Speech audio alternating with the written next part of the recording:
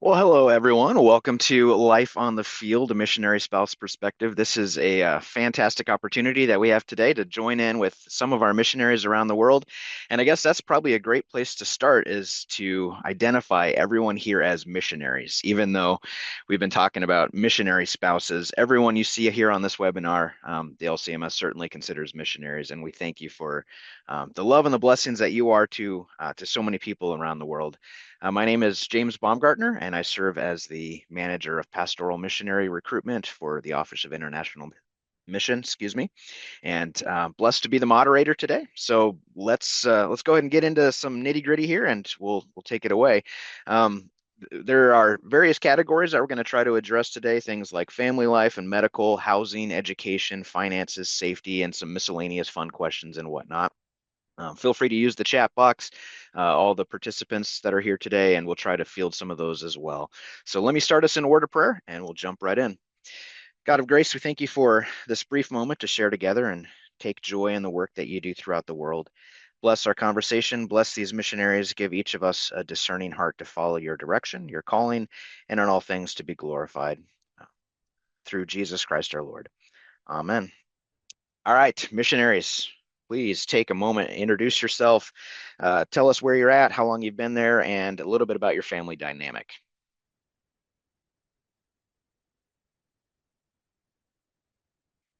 You got to fight for position. Go for it. Okay, I All right. popped on first this morning, I think, so I'll start off. I'm Rebecca Krey. I am serving in Santiago, Dominican Republic, living here with my husband Theodore, who is regional director for Latin America. I've lived here now for 18 years, which is hard to believe.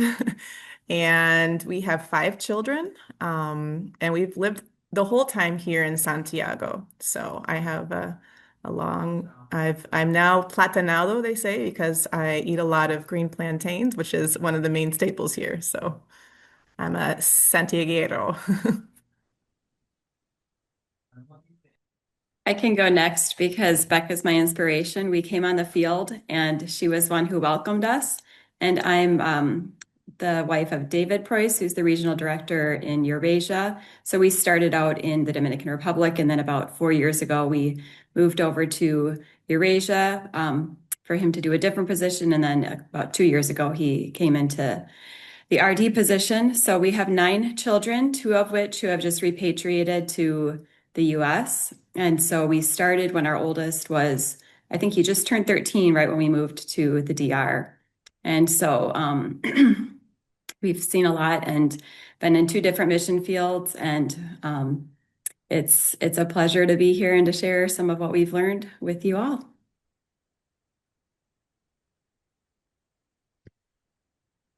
All right, my name is Justin Logston.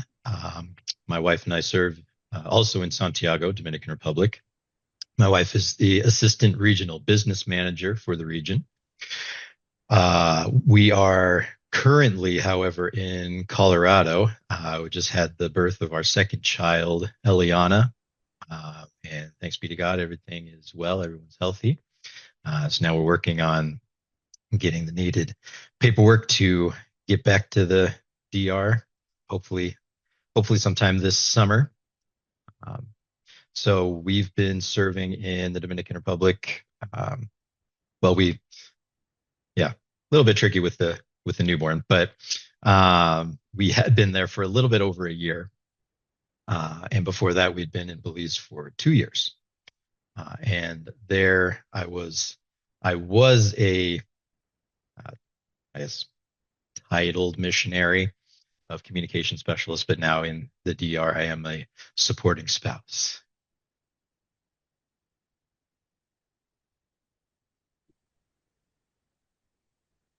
And then my name is Krista Trump, and I live in Nairobi, Kenya.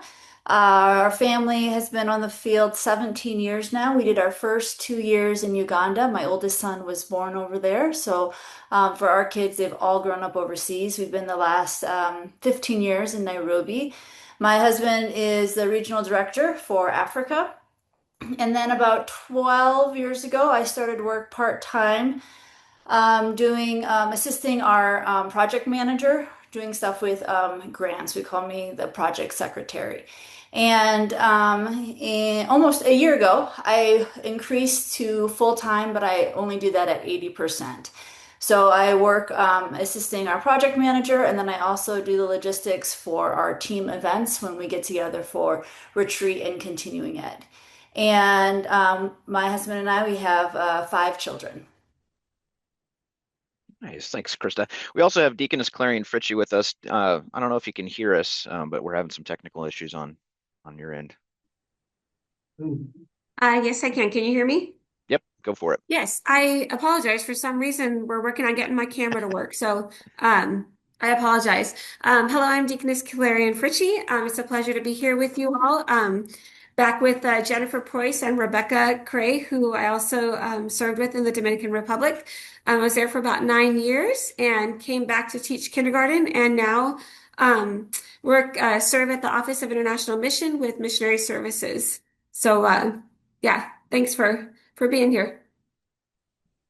Great. Yeah. So the reason we picked these folks, they're raising kids in the mission field, and that's kind of one of the bigger questions, right? Raising families and serving and loving the greatest vocation that God gives you in your life. So, to all of you, what is the greatest challenge? What's the greatest blessing of living in the field, being a missionary?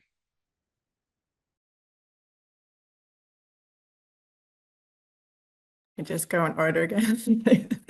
I'll start. I'll head it off. I think for a lot of us, a big challenge is obviously being far away from parents, from family that you leave behind. So that for me personally, it's hard, especially now as my parents are aging and my dad is 88. And as he says, running towards the finish line, it's always there's always that tug at your heart to be closer to your parents. So that's a challenge.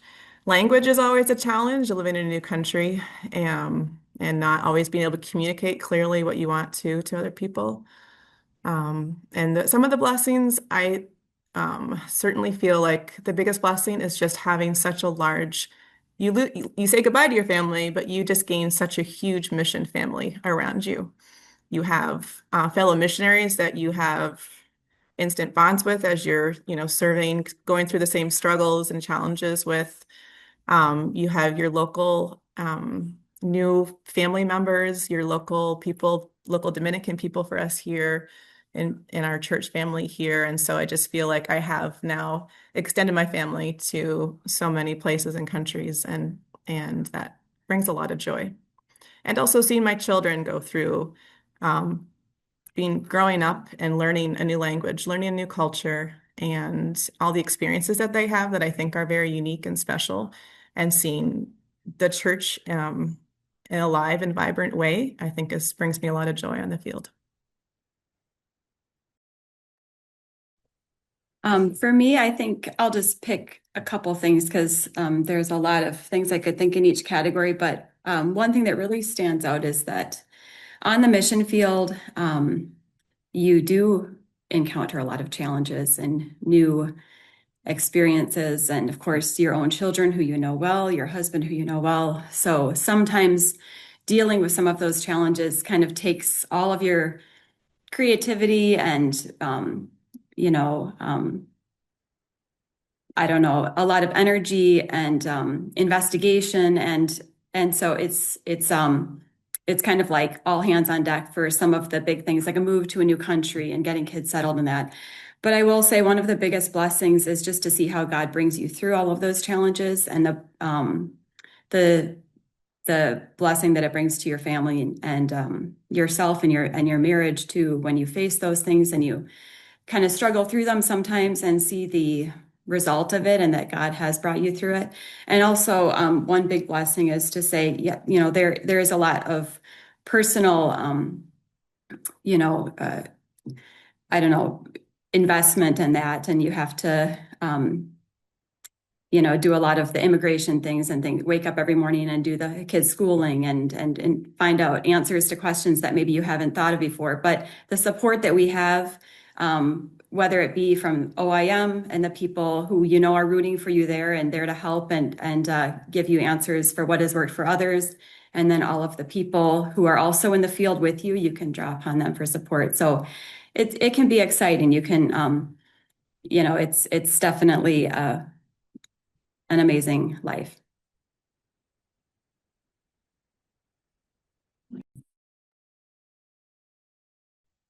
Yeah, echo a lot of those sentiments. Yeah, this would be a challenge without kids. Um, Between learning new language, new culture, dealing with working through culture shock, for you know until very recently, basically when I started as an international mission, I'd never been outside of the United States. So for me, dealing with those types of things was a challenge, as well as working through it with my wife.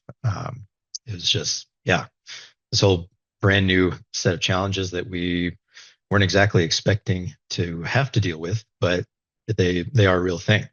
And then you add kids on top of it, having to take care of them, make sure they have everything they need, and oh my goodness, so much to try and take care of at one time. But thank God he provides. He sees us through, carries us through quite often, and yeah, the work that we're able to do for so many people is just wonderful, wonderful way to continue to spread the gospel.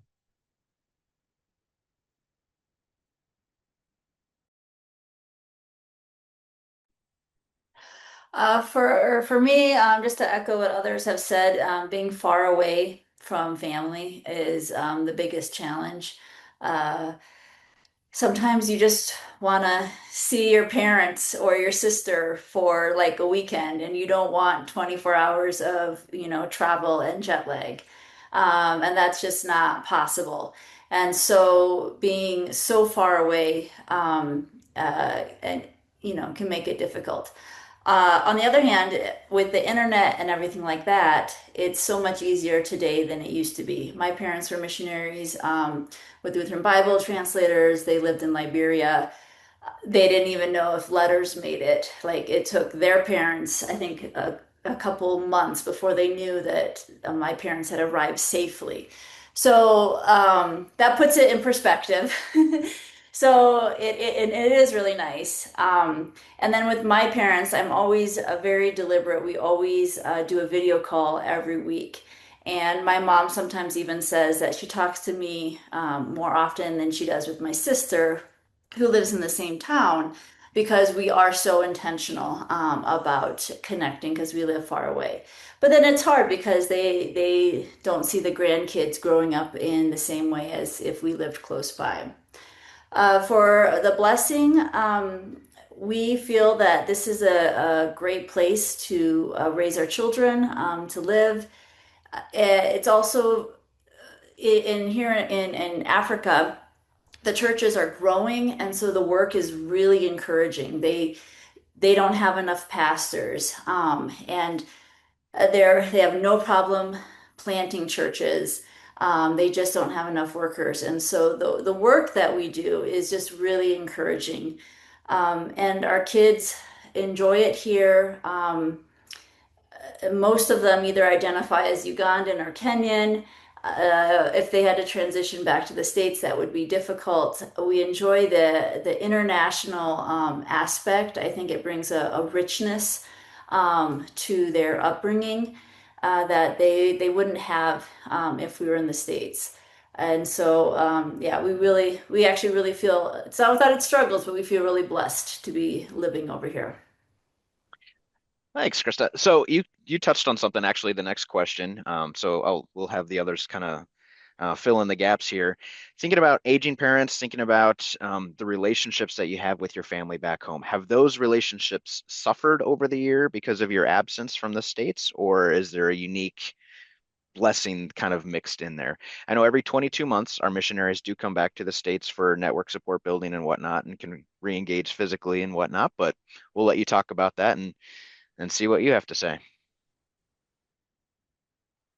Yeah, I mean, for us, um, It is hard. I do think there are some relationships that have suffered. Everyone gets busy with their own lives, and if you have either friends or family members in the States who are busy with their life and that they aren't able to reach out, it does suffer. Again, I have some friends or people I know where when I see them, it's like no time has passed at all. But then there's some where they change. You come back and you're a little different. And so the relationships do change. Um, but yeah, I mean, it's hard to describe for us. I would say yes, some relationships have suffered. You do have to put effort um, into maintaining some of them. Um, and but then I think especially with some, like with my parents, because we live so far away, we are much more deliberate about spending time on video chat, talking, and so our relationship is closer than it might be if we lived in the States and we got all caught up in our busy lives. Yeah, I'll echo Krista on that completely. I agree 100% with the intentionality that you have when you're far away. And the wonderful thing of nowadays with technology and how that is able to bridge that distance that before I know my sister, like Chris's family, not my sister, my parents also served as missionaries back in the 60s. And when their firstborn was born, they sent a telegram like our daughter's born. And now we have, oh, my daughter's born here. We can do a video chat and you can see the baby and they can travel like instead of, the hard times it was in traveling. Now you can travel and visit and that's much more common. So also too, I remember during COVID time and when nobody could travel anywhere, and we were intentional about let's set up times where we're going to talk with our family. And we've kept a lot of those since those days, or like a Bible story time with my mom with the younger kids because she loves teaching little children and really enjoys doing Bible study time. So she's always calling Friday, are the kids ready for a Bible story time? And so yeah, even though we're in another country, I, making that time of connecting, we've been able to stay in touch and close. It's just right. You miss being able to just run over and give a hug, on a weekend or have a Sunday dinner together. But who knows? We could have been placed in California in the States and been far away from Canada, not being able to do that either. So yeah, I agree. With the technology today and being intentional, I think you can maintain and really grow really good relationships with people even from a distance. And then also to being abroad, for my last two children, I went back to the States to give birth to them. And we were then able to live with my parents for 2 months, which was something I wouldn't have done if I was, living somewhere in the States. And so those are really precious memories of time we had together because we lived abroad and then went back home to have the child with my parents there and my mother-in-law. Those are really special moments that we were able to enjoy. Yeah, I would agree with that. I think that as a pastor's family already, we were already away from our family, further away than we would have loved to be. But at the same time, being in missions has opened up other opportunities for, showing love to our family and maintaining connection and being in one another's lives.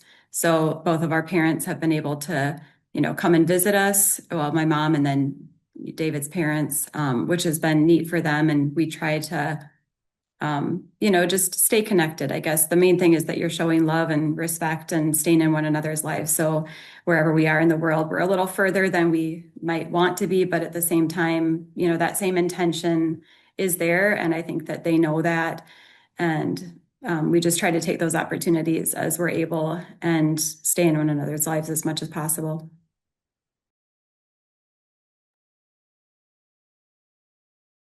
Yeah, for our families in particular, Jordan, my wife, and I, this was the first, at least as far as we know, that we've got international missionaries in the family.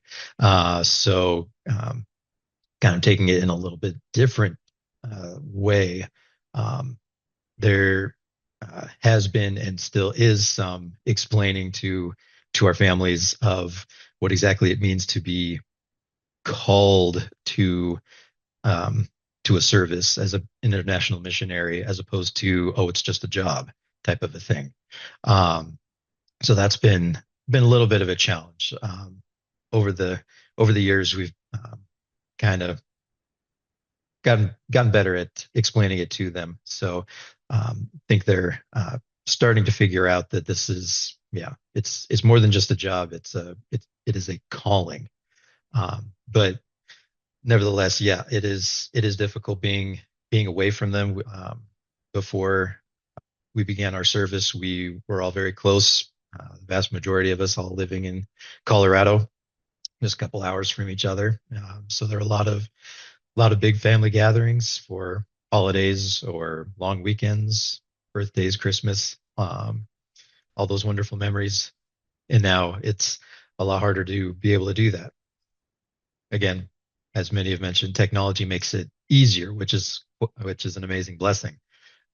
But yeah, not being able to be there and give hugs and spend the night, certainly not the same. But we have also been blessed to be able to have our families come and visit us on occasions while we've been here. So being able to share with them a little bit of our lives has also been um, quite the help in kind of seeing them um, go through what our lives are, and being able to see how we live on the mission field has been a blessing.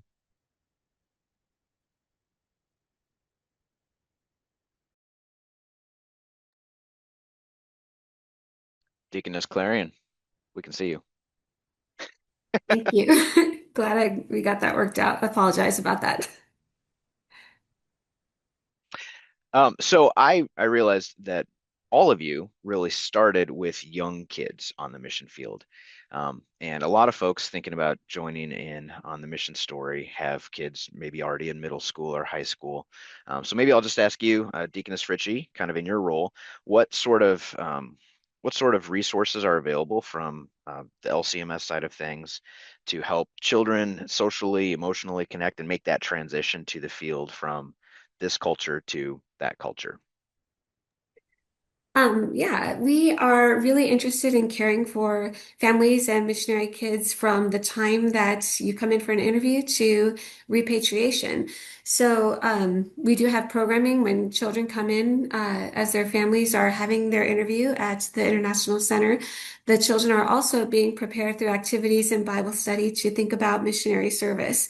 And during orientation, when families come for orientation, there is children's programming to, again, help prepare the children for missionary services, to care for them through Bible study, through activities and games and fellowship, to help prepare them for life on the field. There's also, we offer child event scholarships for missionary kids as they're on the field to participate in activities, camps, particularly activities like Vocatio here at the seminary, Christ Academy at Concordia Theological Seminary, Fort Wayne, Higher Things in the summer. We had a group of missionary kids participate in the youth gathering, and that was fabulous. We also invest heavily in third culture kids curriculum. So there are lots of training videos, resources, and activities that we have um, to help kids understand what being a third culture kid is and how to encourage them, support them as they live that life. Thanks. All right, so here's the big question. When I went through mission orientation in 2013, it was, James, thanks for wanting to be a missionary. Now go out and raise this much money. And when you raise this much money, then you can be a missionary. Has anything changed? Are missionaries still primarily fundraisers? I would say that I'm a little hesitant to use the word fundraisers because the church loves her missionaries and the money is there. Um, I would say that missionaries, as they go out, they share the work of what and the joy of being part of what God is doing in these countries. And then from that flows the support of the congregations here in the United States. In my perspective, I did not raise any money. Money was given to me. The blessings came when I shared about the work that's going on. The money is there. We're not raising it, or we're not um, making it happen. We are sharing the work that's going on throughout the world, and then the churches are supporting that work.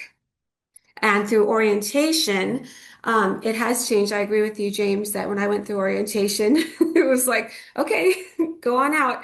Um, but when our missionaries leave orientation today, they have practiced their presentation. They have a PowerPoint presentation ready to go. We have set up their first presentation at a church, which we have a relationship with and we know will be very welcoming and supportive of our missionaries.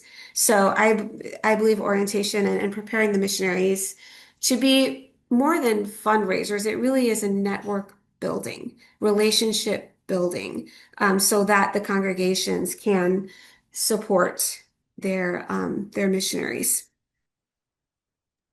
Yeah. Anyone else want to weigh into that?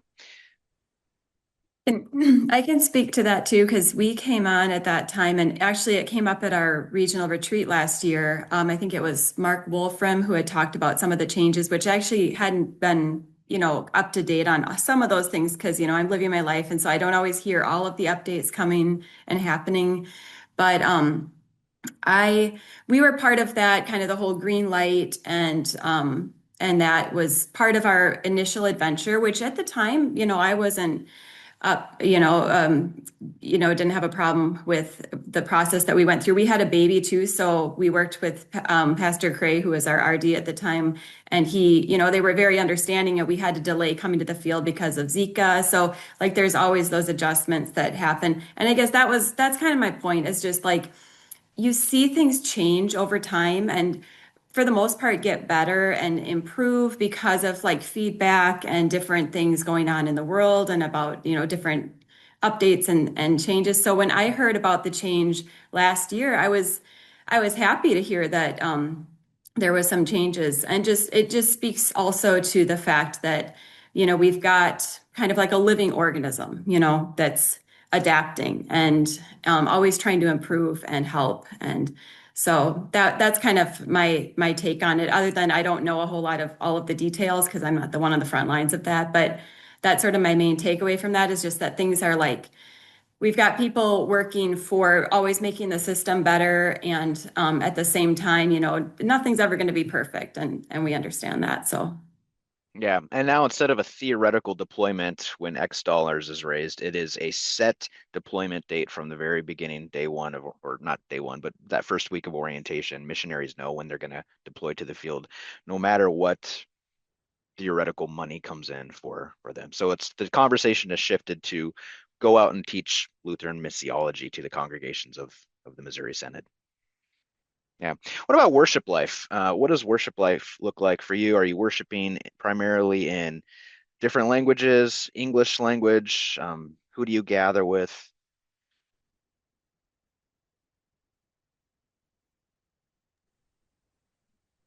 Here we worship in Spanish, and I should just grab our hymnal. It'll look very familiar. About 5 years ago, the Lutheran churches in Latin America came together and made a hymnal, same color as the English one. So just a little heavier. But I would think it's very similar. I think the beautiful thing when you're even in the States, you go from one Lutheran church to another Lutheran church, you feel at home. We have the liturgy, we have the lessons, the gospel, the preaching, the gifts. And that's the same here too. Obviously, the big difference is it's another language, but we feel very much at home because and people that come to visit are like, yeah, wow, this, feels like home because it is. This is a Lutheran church. And so that's a beautiful thing that I think we share in our church, having the beautiful liturgy that we have, hymns that we have. We have translated a lot of hymns from German to Spanish that are the same hymns that we sing back at the home in Canada or the States, and also to, have different hymns too that have been written by Spanish people and also by people that are around us here in our community. We have some wonderful musicians in our church who are currently writing new hymns too for our church. So That's what worship looks like here. We don't have organs. We have guitars. Our hymnals have guitar chords in them. So it's wonderful that our children can be involved in supporting worship here with guitars. Our girls play violin and play at church too. So for us, it's a wonderful way that we can be part of mission life and supporting the church here.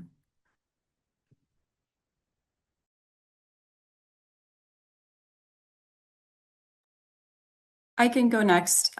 We worship on Sundays in Romanian at our church plant here. Our pastor is Serene Trifa, who's a Romanian.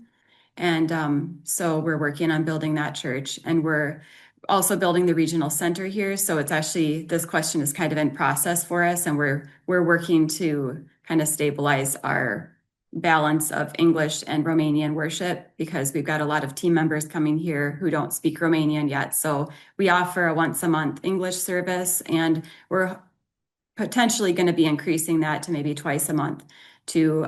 So we're kind of working on that, but it's a little bit more high church than I was used to in terms of them using incense and the bells and things. So there's been some difference based on their culture here and what they're accustomed to. So that's sort of some of the differences that we have in our worship, but it is all in Romanian, and it does, follow the standard liturgy with slightly different, melodies for everything too.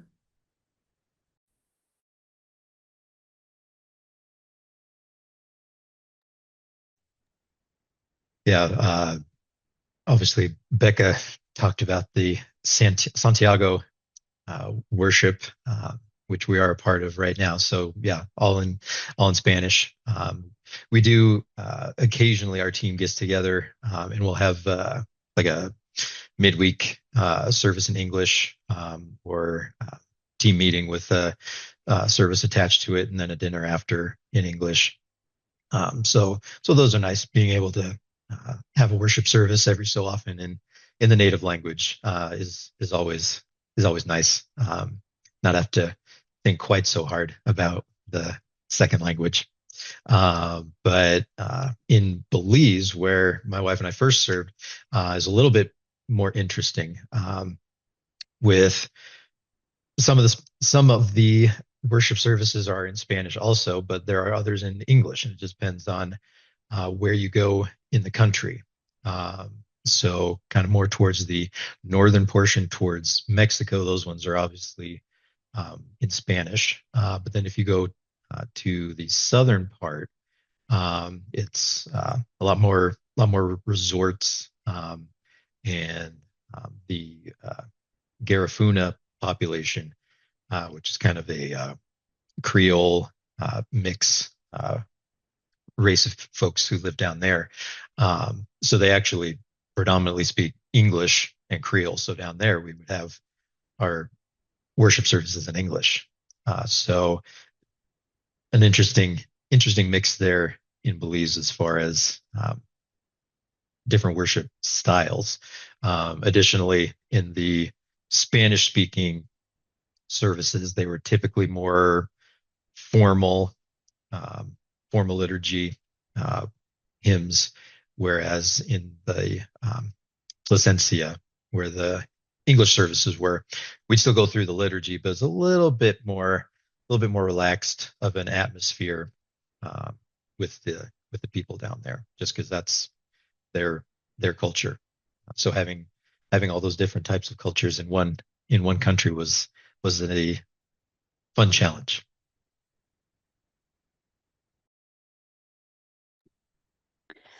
Nairobi is a very international city, and so the Evangelical Lutheran Church of Kenya, we're an altar pulpit fellowship with them, and they do a international English service, and it's mainly other expat Africans who are attending, and so English is the common language. But we do the liturgy. It's it's similar. It's longer. Sometimes if the pastor feels like we're singing too slow or too fast, he'll stop us and we'll start the hymn over again. It's not quite as polished. sermons are usually closer to 45 minutes long. So when we go back to the States, we're always confused when the pastor stops the sermon. We're like, the introduction is just finished. Like, where's the meat? But yeah, we worship in English, and you would recognize it. It's very, very similar.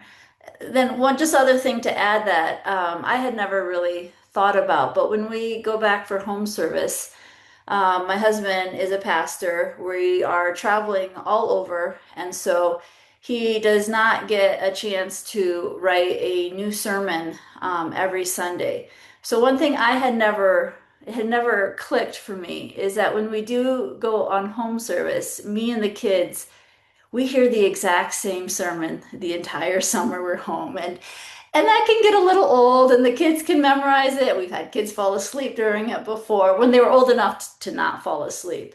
And so, when you finally hear a new sermon after, like 8 weeks of hearing the same sermon, that can be really nice. Nice. It's a good thing the word is living and active. It's got to change a little bit, right? Each week. All right. Let's shift to healthcare. There are always concerns of various medical needs, current prescriptions, current therapies that people have as they transition to the field. What have you seen as far as healthcare availability, prescription availability on the field, and what the Concordia plan services set up underneath you supports you as?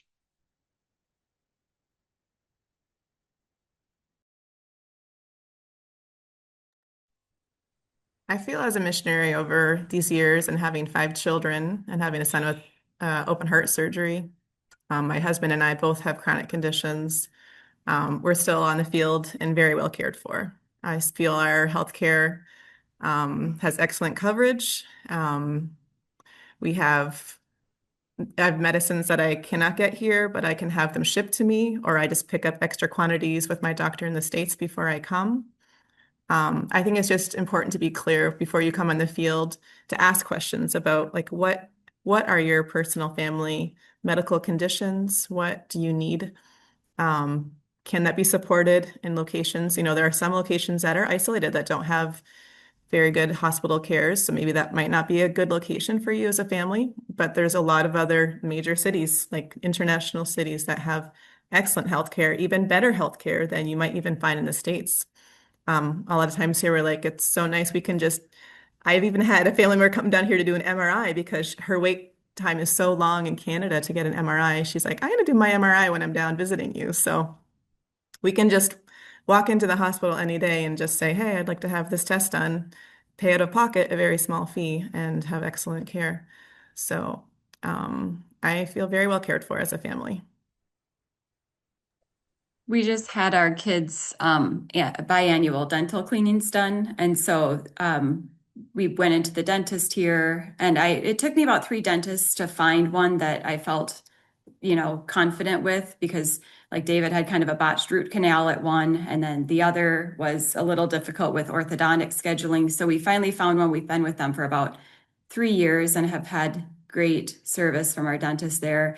And so we, and the way our insurance works, that you get a lot of counseling on how that works. And like Becca said, you know, there's support that you get for your unique situation along the way.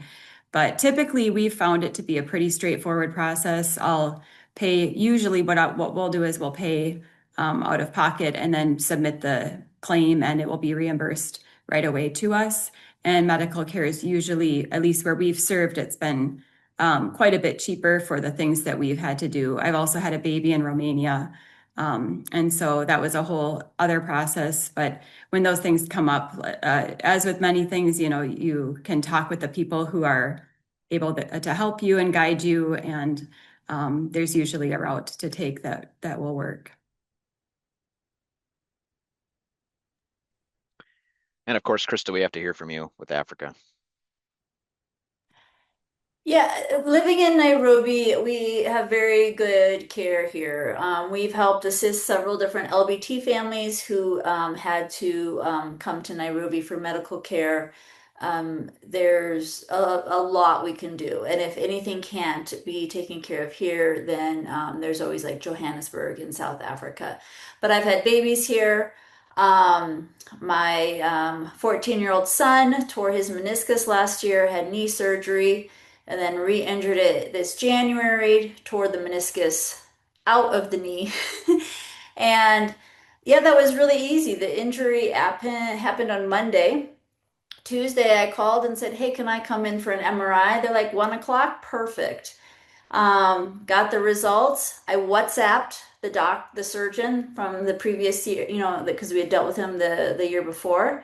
And he's like, "Yep, surgery. How does Saturday look?" "Great. Come in." We swiped the credit card. It was like $6,000 or $7,000. We were reimbursed within 3 days. And the only thing that we paid out of pocket was the deductible.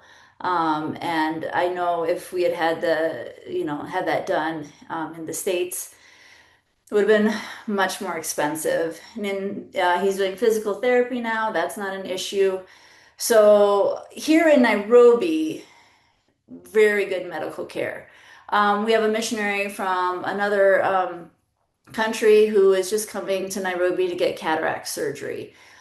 So it's not the case where everyone in Africa has the great medical care, but especially since we have a team here, we often will have missionaries come to Nairobi to get some things done if they can't get them taken care of where they live. And then they have a team, they stay with us, we take care of them. They know us. And so yeah, here in Nairobi we don't have any concerns. And then it's also really nice. You walk in, you don't need a prescription. And that makes refills really easy. And most medicine is a lot cheaper than the States. I do like to bring over some of those things that like children's ibuprofen and acetaminophen and like Dayquil, NyQuil, cough drops. They have that sort of stuff here, but it's just a little bit different. So I like to have a little kind of medicine cabinet of just things I'm really familiar of. But you can pretty much get everything in Nairobi. It's not the case for all of Africa, but we do work with our missionaries if they need to come here. If sometimes for mental health issues, physical issues, it's available. Super. Thanks. All right, let's go to housing. The assumption probably is that Krista, you live in a mud hut. You Dominican Republic people, you live in some sort of beach straw house. Jennifer, you live in a castle. How would you compare housing compared to the States? Yeah, so our family, where we live in Santiago, we live in, actually all the missionaries live in one neighborhood, Cerro Alto. So that's nice that the team's basically within 3, 4, 5 blocks of each other. Nice little community aspect. Most of it is single family housing, but there are a few apartment complexes also. Our family lives in one of them, and yeah, very, very nice 3-bed, 2-bath. Got instant hot water heaters, indoor plumbing, basically like we would expect from any kind of American house. I guess probably the only real difference is that it's all cemented tile. So there's no wood, no carpet, nothing like that that we might be more used to in the States. And a lot of that has to do with, just ease of getting the materials, and then also being very, very structurally sound during inclement weather that could occur. But yeah, the apartment complex has 24-hour security, which is great. We've got workers who take care of the grounds. So it's, it is very, very comfortable living situation in Santiago. Both of the times that we've moved to a new field, we've had people kind of scout out and find us a place to live and be in communication with us. So that was the case in Santiago, where we ended up in a home that was met our needs. And like Justin just said, it was right in that Cerro Alto neighborhood. And then when we moved to Romania, it was the same case where the local pastor found a place that would fit our needs and was in communication with us. So I think typically there's that support with making sure that there's a place to receive you. And then once you're on the field, at least my experience has been, there's certain accommodations and differences. Sometimes like upkeep will take a little longer, or it'll be in a different language, or you'll have to work with the landlord, and there'll be things like that that can, slow things down. But yeah, for the most part, I mean, you can see where I am. This is our living room. So any place is that we've lived, we've found it to be comfortable and of course safe. That's a requirement for having children.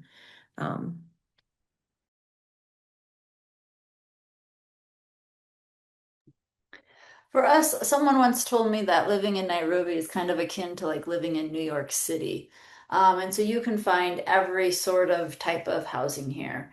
And we live in a very nice, very comfortable a four-bedroom house. We had lived in another house that was also very comfortable, but we wanted to move closer to school, so we did that about 10 years ago.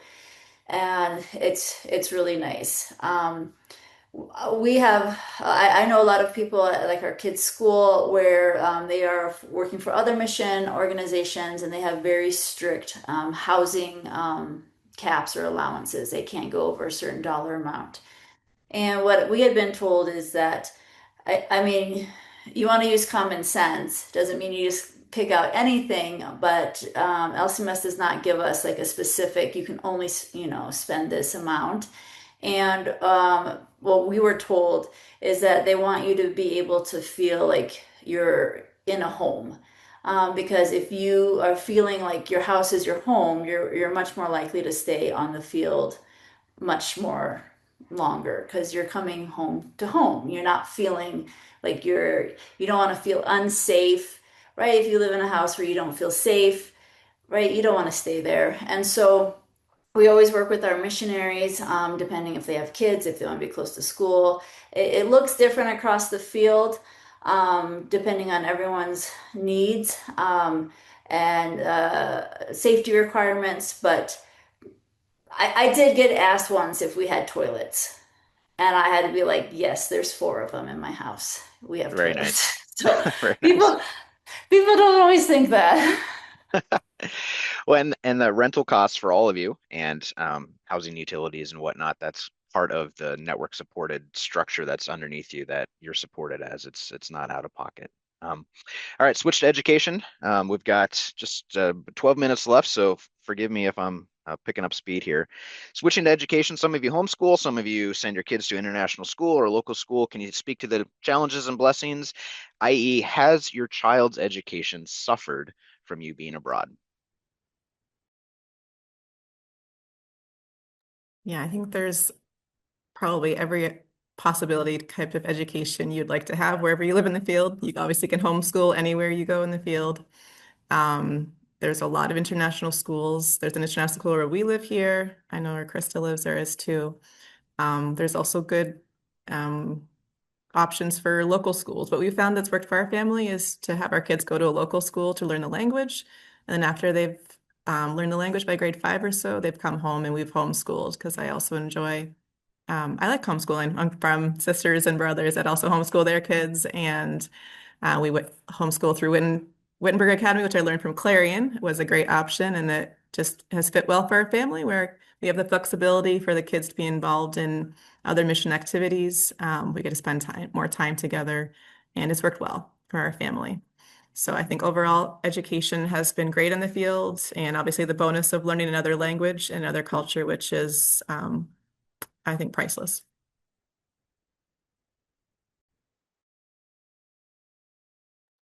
We've kind of done a combination of all sorts of things. We had our kids at a private international school for a while in Santiago, and then we also had them at a public school when I was having a baby back in the States. For 6 months, they were there. We also have primarily homeschooled or used online learning. Now that we've got kids growing up, they're either graduated from college or my daughter's in a college here in Romania. They're doing quite well. I've still got quite a few younger ones. So, it's kind of a daily thing to make sure that they're learning what they need to know, but also knowing that the life itself is enriching them. And of course, language learning and things like that with the mission is also part of their education. So, um, we've definitely drawn upon the education resources that missions offers to help our kids to have a balanced education while they're on the field.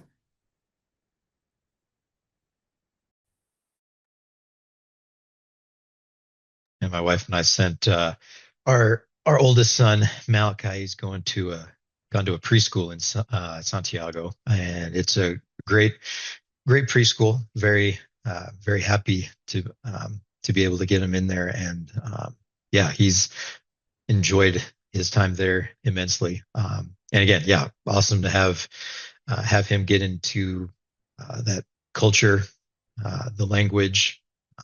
The vast majority of it is in Spanish, so having him pick up these words and phrases has been awesome. They do have a teacher who does speak English, so in cases when that's needed, that's very helpful. And then also she teaches English to the kids roughly half hour every morning, so that's been wonderful. Yeah, about the only challenge really to it is the morning traffic. But other than that, yeah, it's been very nice and very good educationally speaking as well. For me, I have no desire nor skill to homeschool. We have a lot of other families on the field who do, and they enjoy it. For me, it would not have been possible. Luckily, in Nairobi, there's plenty of options. Our kids go to an international Christian American school. We have a lot of international British schools. For us, like our biggest challenge with our kids is we love that it's a Christian school, but a lot of the teachers in Bible class, they all come from a lot of like Southern Baptist. And so we gotta like kind of check some of the theology they come home with, and that's a bit of a struggle. Some with our teenagers because what their friends are thinking is more important than what they're learning at home. So that is a struggle. Not all of our places across Africa has easy access to an international school. And so Shawan works with you. If you absolutely cannot homeschool, you wouldn't be put in a location where that would be required. There's plenty of places across Africa where there are really good international schools where they get the same kind of education that they would in the States. Yeah. And educational expenses for children are also covered by your NSM account through the LCMS as a package for our missionaries. All right, safety and security. Are you in safe areas where you live? Does the LCMS do anything for risk management or safety or evacuation protocol, things like that?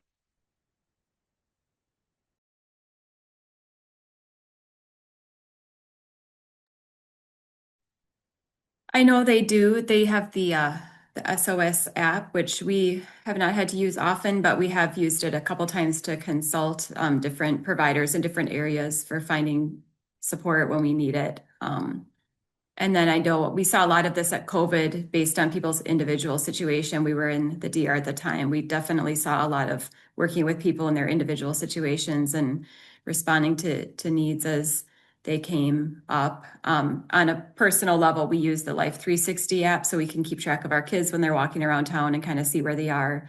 So that's been how we kind of keep tabs on everybody and also know that there's a system in place that we can get the information we need. We get security alerts when there's like protests or different airport closures or things. We'll definitely get those coming through to our phone and our email so that we're aware of what's going on in the region.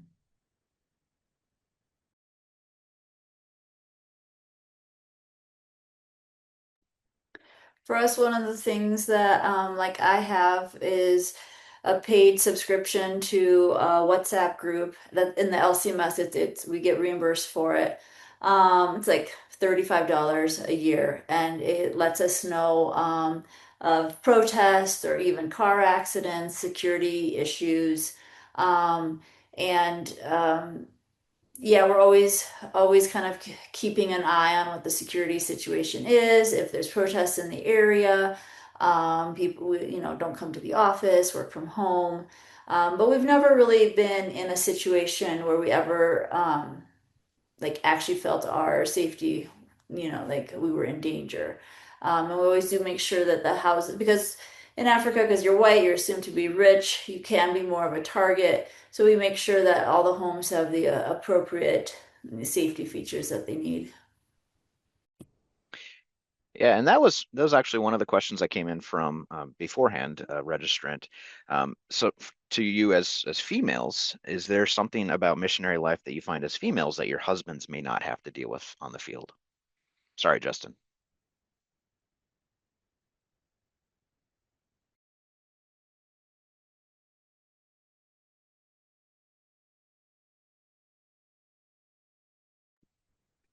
I haven't really noticed anything here, but it's also I would never walk or go for a run. People do it, but you can be robbed. And so especially like as a female, I'm not a runner anyway, so it's not a huge issue. But even if I wanted to go for like an evening walk, I would not do that at all. So but there's a gym you can join. There's other things you can do. I've always felt safe at the shopping malls or everything I do. There's time you don't want to always have your windows rolled down, and you just kind of like learn those things. Um, get in the car, lock the doors, and it's just more to be careful. But I've never felt threatened, and you just learn what to do, what not to do. Yeah, I agree with all your comments. I feel there's good safety systems in place with SOS or team members that keep people in touch with whatever issues there are. And again, I know a single missionary woman living on the field before that did like to run. She got herself a dog. So, and then she felt safe to go around to do her extra walking and jogging. But yeah, I would say that, right, you learn to just keep your eyes about you and learn, okay, right, maybe walking at night's not a smart idea. That's probably not a smart idea in a lot of places anyways. And so, but no, I also feel safe in the communities. Again, as Krista said, being white and you do stand out, you have more money, being a little target. So you learn just be careful. You don't walk around holding your cell phone for anyone to drive by. But I never felt personally at danger, just maybe, oh, I'm going to lose my cell phone or something that can be replaced. So that's the only concerns about living here in our community. Perfect.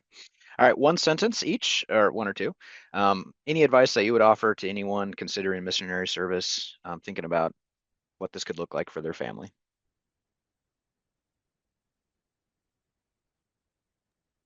Call up a missionary, talk to them, hear a little bit more about their life. Give it a chance, go and visit, go on a mission education team and see firsthand what it might be like to live in another place. And you'll find a whole family of missionaries around the world that would love to welcome you into their homes or to have a chat with you.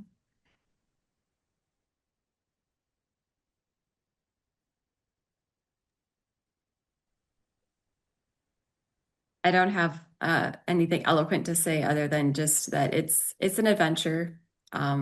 There's it's definitely a full life, and I'm very happy to be part of it and to go through all of the challenges and adventures and have all the questions and find all the answers, and that it's kind of like that's in the background of just what's in the forefront of my mind is that we get to be part of something amazing and you know I think important, something that I really believe in. So it makes it all worthwhile. And yeah, it's there's wonderful blessings about being a missionary. There's also a lot of challenges that maybe we haven't even spoken about, but they are there. But yeah, the resounding thing in my mind is always that I think it's worth it. Yeah, I'd like to piggyback on that, Jenny, that if you feel this calling that maybe it's something you can do, to really consider that and to know that you are not going alone, that our Heavenly Father goes with you and you have people who are supporting you, praying for you, caring for you. Um, and that, like you said, Jenny, there are lots of blessings and to not be scared of the challenges that may come because there's incredible growth, that happens when we are open to where the Lord will guide us. Yeah, it's an amazing life. Lots of challenges, lots of blessings. Um, I guess the main thing, it's probably not for people thinking about it, it's probably not as strange as you might think. So yeah, if you can reach out to a missionary serving past or present and just have a chat with them. I agree with everything that's been said. Our family feels very blessed to be over here. I don't think we would have it any other way. That said, there are a lot of huge challenges, a lot of ups and downs. I think we struggled for kind of many years, and also I think you learn to reach out and ask for help, and you develop a community around you, and you realize that sometimes these people around you who look like they have it all together, they too struggled. And you can kind of you create amazing friendships and relationships and family overseas. So there's huge blessings, there's huge struggles, and something I tell a lot of our supporters when they ask, like at the end of the day, my life is just kind of very similar to what it would be in the States. Get the kids to school, basketball practice, games, Boy Scouts on weekends, what's for dinner tonight. A lot of the same things, but just doing it in a different place. Fantastic. Well, that's a great place to close. I want to thank you to all the panelists. I want to thank the attendees that came here. I'm going to put up some information here on the screen for those of you who joined us. If you want to connect further, you can grab that QR code right there or shoot an email to mission.recruitment@lcms.org. If you'd like to have a conversation, we are more than willing to talk. And like all these missionaries said, you can always reach out to missionaries too, and they'd love to just tell you fun stories of the field. So, friends, thank you. Have a lovely rest of your day. The Lord bless you and keep you. The Lord make his face shine upon you and be gracious unto you. The Lord lift up his countenance upon you and give you his peace. Go with God's blessings.